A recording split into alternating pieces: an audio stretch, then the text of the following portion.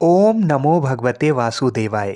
जय श्री राधे कृष्ण मित्रों, स्वागत है आपका अपने चैनल गुरुवाणी में। आज के इस वीडियो में हम सुनेंगे कि किस प्रकार भगवान श्री हरि विष्णु के परम भक्त प्रहलाद जी दैत्य कुमारों को उपदेश दे रहे हैं। प्रहलाद जी कहते हैं, ऐसा मत समझो कि हम तो अभी बालक हैं, क्योंकि जरा यौवन और जन्म आदि अवस्थाएं तो देह के ही धर्म है। शरीर का अधिष्ठाता आत्मा तो नित्य है, उसमें ये कोई धर्म नहीं है। जो मनुष्य ऐसी दुराशाओं से विक्षिप्त चित्त रहता है कि अभी मैं बालक हूँ, इसलिए इच्छा अनुसार खेल कूद लूँ, युवा अवस्था प्राप्त होने पर कल्याण साधन का यत्न करूँगा, फिर युवा होने पर कहता है कि अभी तो मैं युवा हूँ, बुढ़ापे में आत्म कल्याण कर लूँगा, और वृद्ध होने पर सोचता है कि अब मैं बूढ़ा हो गया हूँ, अब तो मेरी इंद्रियां अपने कर्मों में प्रवृत्त ही नहीं होती हैं, शरीर के शिथिल हो जाने पर अब मैं क्या कर सकता हूँ, सामर्थ्य रहते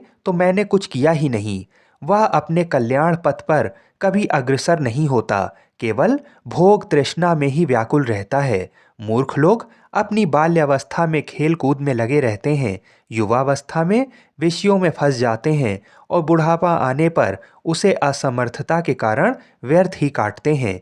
इसलिए विवेकी पुरुष को चाहिए कि देह की बाल्य यौवन और वृद्ध आदि अवस्थाओं की अपेक्षा न करके बाल्यावस्था में ही अपने कल्याण का यत्न करे।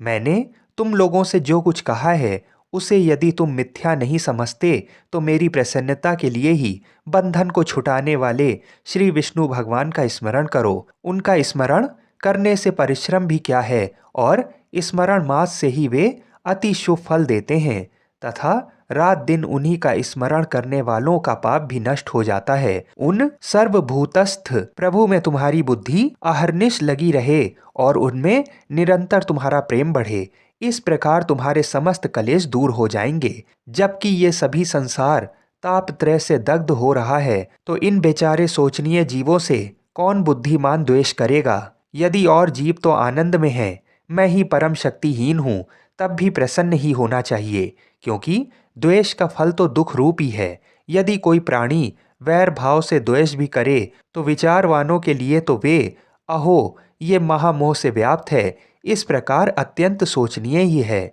हे दैत्यगण, ये मैंने भिन्न भिन्न दृष्टि वालों के विकल्प कहें, अब उनका समन्वय पूर्ण संक्षिप्त विचार सुनो। ये संपूर्ण जगत सर्वभूतमय भगवान विष्णु का विस्तार है, अतः विचक्षण पुरुषों को इसे आत्मा के समान अभेद रूप से देखना चाहिए। इसलिए दैत्य भाव को छोड़कर हम और तुम ऐसा यत्न करें कि जिससे शांति लाभ कर सकें। जो अग्नि सूर्य चंद्रमा वायु मेघ वरुण सिद्ध राक्षस यक्ष दैत्यराज सर्प किन्नर मनुष्य पशु और अपने दोषों से तथा ज्वर नेत्र रोग अतिसार प्लीहा और गुल्म आदि रोगों से एवं द्वेष ईर्षा मत्सर राग लोभ और किसी अन्य भाव से कभी क्षीण नहीं होती, और जो सर्वदा अत्यंत निर्मल है उसे मनुष्य अमल स्वरूप श्री केशव में मनोनिवेश करने से प्राप्त कर लेता है। हे दैत्यों, मैं आग्रह पूर्वक कहता हूँ, तुम इस आसार संसार के विषयों में कभी संतुष्ट मत होना, तुम सर्वत्र समदृष्टि करो, क्योंकि समता ही श्री अच्युत की आराधना है। उन अच्युत के प्रसन्न होने पर फिर संसार में दुर्लभ ही क्या है। तुम धर्म अर्थ और काम की इच्छा कभी न करना, वे तो अत्यंत तुच्छ हैं। उसे ब्रह्म रूप महावृक्ष का आश्रय लेने पर तो निसंदेह महाफल प्राप्त कर लोगे। आगे की कथा को सुनने के लिए हमारे चैनल को अवश्य सब्सक्राइब करें। बोलिए श्री लक्ष्मी नारायण भगवान की जय। जय श्री राधे कृष्ण।